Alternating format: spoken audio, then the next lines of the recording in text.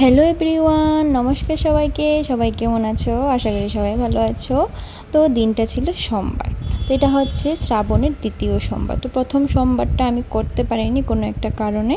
তো দ্বিতীয় সোমবার থেকে আমার শুরু হয়ে গেল শ্রাবণের সোমবার। এমনিতে তো আমি প্রত্যেক সোমবারই বাবার পুজো করি, উপোস থাকি, কিন্তু শ্রাবণ মাসটাতে একটু স্পেশাল আমাদের জন্য, যারা বাবার ভক্তরা আছে। তো সকাল সকাল ঘুম থেকে উঠে বাবাকে পুজো দিতে বসে গেলাম সব কিছু নিয়ে। তো খার্চিও শুরু হয়ে গেছে, আর দুদিন ছিল, মঙ্গলবার দিন লাস্ট খার্চি। তো ভাবলাম যে রবিবার দিন যেতে পারিনি, খুবই বিজি ছিলাম, একটা নিমন্ত্রণ ছিল, তো তার জন্য যেতে পারিনি। তো ভাবলাম যে চলো সোমবার দিন কিন্তু আরেকটা স্পেশালও একটা দিন ছিল। ওই দিনটা ছিল আমাদের ভালোবাসার 11 বছর পূর্ণ হয়েছিল। সেই 2016-র 27 তারিখে আমাদের রিলেশন শুরু হয়েছিল। তো এটা হচ্ছে 2026-এর 27শে জুলাই। তো আমাদের 11 বছর পূর্ণ হলো। তো সেরকমভাবে কিছুই করিনি, কারণ এখন আগের মতো আর ওই কেক কাটা ওই এইসব একদমই ভালো লাগে না। তো মানে কোথাও বের হওয়ারও কোনো প্ল্যান ছিল না, অফিসে আসবো ওই প্ল্যান ছিল। তারপর ভাবলাম যে চলো, দিনটা যেহেতু একটা ভালো একটা দিন পড়লো, সোমবার, শ্রাবণের দ্বিতীয় সোমবার, তার উপরে হচ্ছে গিয়ে খার্চিও ছিল, তার জন্য ভাবলাম যে চলো অফিসটা অফ করে একটু চোদ্দ দেবতার বাড়িতে গিয়ে পুজো দিয়ে আসি। তো সেই অনুযায়ী হঠাৎ করে আগের দিন রাত্রিবেলা প্ল্যান করে সোমবার দিন সকালবেলা চলে গেলাম পুজো দেওয়ার জন্য। ইচ্ছে ছিল একদম সকাল সকাল গিয়ে পুজো দেব, রৌদ্র ওঠার আগে, তারপর অফিসে চলে যাব, কিন্তু ঘুম থেকে উঠতে পারিনি।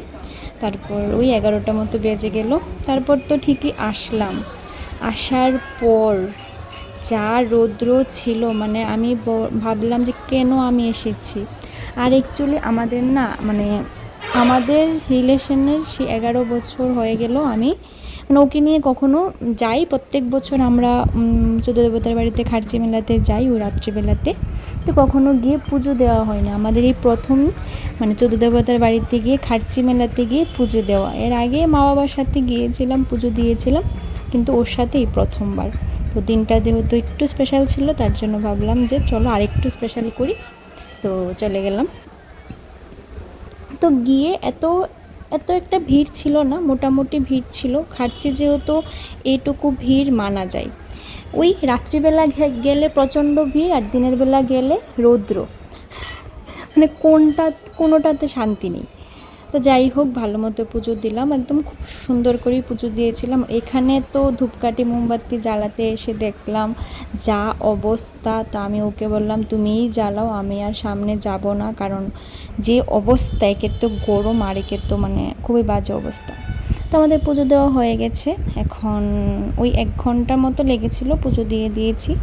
আর প্রসাদের কথা তো বলেই লাভ নেই, মানে পারে না শুধু আমাদেরকে উঠিয়ে একদম নিয়ে চলে যাবে দোকানে, আসুন আসুন আমাদের দোকানে আসুন, মানে হাতে ধরে যে টানাটানি একটা শুরু করে, মানে কি বলবো। তারপর যেহেতু সোমবার ছিল, উপোস ছিলাম, তার জন্য কিছুই খাইনি। আমাকে ও আখের রস এনে দিয়েছিল, তো এখানে বসে বসে আখের রস খাচ্ছিলাম। আর দেখতেই পাচ্ছ যা অবস্থা হয়েছিল, মানে কি বলবো, আমি মনে আর একটু হলে মাথা ঘুরিয়ে পড়ে যেতাম, এত পরিমাণে গরম লাগছিল। আর ওর অবস্থা দেখো। তো যাওয়ার সময় বাড়ির জন্য জিলিপি, তারপর এখান থেকে কুরকুরে, তারপর আচার, অনেক কিছু কিনেছিলাম। তো এখন চলে যাচ্ছি বাড়ি। তো ওই প্রায় 2টো মতো বোধহয় বাজে। আমি শুধু এখন ভাবছি কখন বাড়ি যাব, গিয়ে ড্রেসটা খুলে আমি একটু আগে ফ্রেশ হব। তো চলো টাটা। ভিডিওটা কীরকম লেগেছে জানাবে, আর তোমরা কে কে খার্চি মেলাতে গিয়েছো জানাবে।